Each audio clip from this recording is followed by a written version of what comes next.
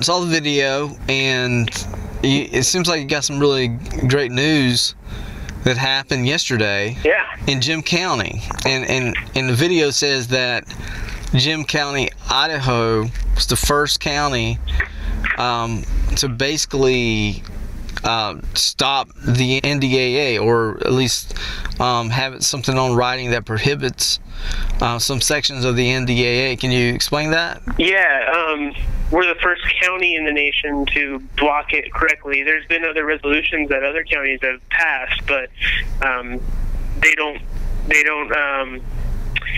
tie up the loopholes basically in the NDAA, because that's what it is. The NDAA was written so loosely that they can be applied to anybody. So the resolution that we passed ties up those loopholes so that they cannot. Right. So we're the first county to block it with the Restoring Constitutional Governance resolution, which is the strongest resolution that you can pass. And explain the letter. The letter was something that the commissioners wrote to Senator or Representative Raul Labrador. Okay. And it was basically saying that, you know, they want their representative to fix it because, you know, they know there's something wrong with it, essentially. And I can send you a copy of the letter if you haven't seen it. But I think the confusion from the chair, Bill Bow, was he didn't realize that one of the commissioners, Mark Rico, to the right on the video, had put out a motion to pass the resolution and the letter. And I think that when Commissioner Bilbao voted, he thought he was just voting for the letter. I gotcha. The commissioner on the left, Lan Smith, basically said that he agrees that there's something wrong with the NDAA and it needs to be fixed. He just didn't want to, you know, do anything and sign anything as far as a resolution. He wanted the state to do it. So, you know. So it was a 2-1 victory. Yeah, it's a victory because they passed it. They passed it whether they, you know, really knew it or not. But they passed the resolution and the letter, and they sent the letter as well. But the thing is that we're trying to get everybody to do is to stand up locally, and the more cities and more counties pass the resolution, the harder it will be for our representatives at the state level to ignore it, and right. they'll have to eventually address it. And we have over 10 cities and counties across just the state of Idaho that are working towards that. And we just presented at another one yesterday. And just so this happened on Monday. The press release just came out yesterday, but it was actually passed. It was passed on Monday. It was passed on Monday. Yeah. So this really become a movement. You know, I know here in South Carolina there's a couple of you know, liberty-minded folks, you know, just average Americans that are really concerned about, you know, the aspects of NDAA, and also just the fact that it seems like our rights are being stripped away. Our Constitution's been it's just being ignored. And they're presenting this at a local level. They're presenting at county council. They're getting local law enforcement, constitutional sheriffs, you know, educating them on really their role. And basically, it sounds to me you guys were just asking, like, hey, you guys swore an oath. You need to uphold the Constitution. And the bottom line is, you know, we have the Fourth Amendment right. You know, we have the Constitution. You just can't lock us up without due process, without, you know, protecting our rights as Americans.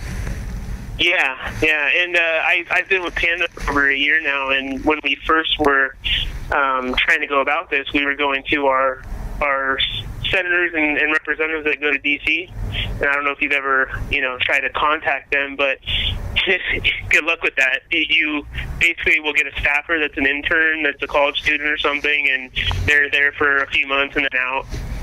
You can never speak to a senator or representative like in your case, like a Lindsey Graham in South Carolina, or if you're in Arizona, like a John McCain. You know, you can't talk to these people in most cases. So how our country was set up is with the separation of powers, and it works really well. It's a proven way to go about it if you go to your city councils and county commissioners, because these are the people that have to look you in the eye. They're not somebody that can just screen you with a staffer and give you some boilerplate letter. These are people that you see in your day-to-day lives, going to restaurants and grocery stores, and going to your city council meetings and county commission meetings. And when I went to my city council the first time, because we passed the resolution at the city in Ennis right before Christmas, and when I first went up, I went up alone. And then by the fourth meeting, when the city council actually passed the resolution, we had over 80 people with us. Wow. So, you built a pretty big coalition to come with you, huh? Yeah, and actually, I just moved to Idaho. I've only been here since last summer, so I didn't know anybody. So it's not like I called all my friends or anything. Like, these are all people that heard about the issue and are concerned about the issue. And the thing is with this, Joshua, this is a nonpartisan issue. This is a human rights issue. This doesn't have anything to do with your political beliefs and at all. These are inherent rights from our Creator that are being infringed upon, and this is something that, if there's anything that we can all get behind together, it's this. And I think that's why we're seeing so much attention and success with this, because it's a real big problem, and it's something that we can all get behind. And going to our city council and county commissioners, like I said, they have to look you in the eye. These are the people you're around all the time. So if you have a shot at doing it anywhere, it's there. Okay, so tell me, I'm an activist. I'm concerned about, the NDAA, and I really want to make a difference, and I really want to follow your lead. What does the person do? How does the person, say that I'm in California, and I want to bring this up at county council. What do you guys have any tools that I can use, or anybody that could, lead me in the right direction to present a resolution and get it passed like you guys did Monday? Absolutely, and that's where I find it. If you go to www.pandaunite.org/takeback, you just type in your name and your email address, and then you get a downloadable package of information to not only give you material to get up to speed and to send to your city council, but it also gives you the resolution, just like the one we passed here in Emmett and in Gem County. And the resolutions are already written. You don't need to be a lawyer. You don't have to hire a lawyer. You don't have to be activist or have any experience with this. You simply study what the NDAA is and why it infringes on our God-given rights, and then bring the resolution to your city council, and then you just get people to come with you, let them know what's happening. They'll see it's on the agenda, and the more people you get to come with you, the easier it will be for your city council to pass it, or your county commission to pass it. But the package of information is all available for anybody to download, and that's what's great about what Dan Johnson, the founder of PANDA, did, was he gave the power back to the people, and anybody anywhere can go to the website and download it and take it to their local city or county and get it done. That's all I did. Wow, okay. That's pretty useful information. So what's next for you? Well, I'm helping to provide guidance and assistance for anybody else that is trying to pass this.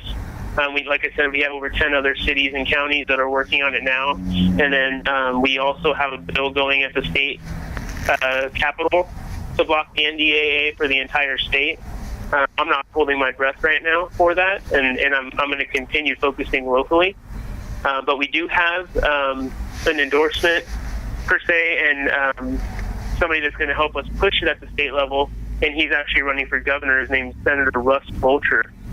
And he has promised that he would help push this through and make sure that we protect the inherent rights of the citizens of Idaho.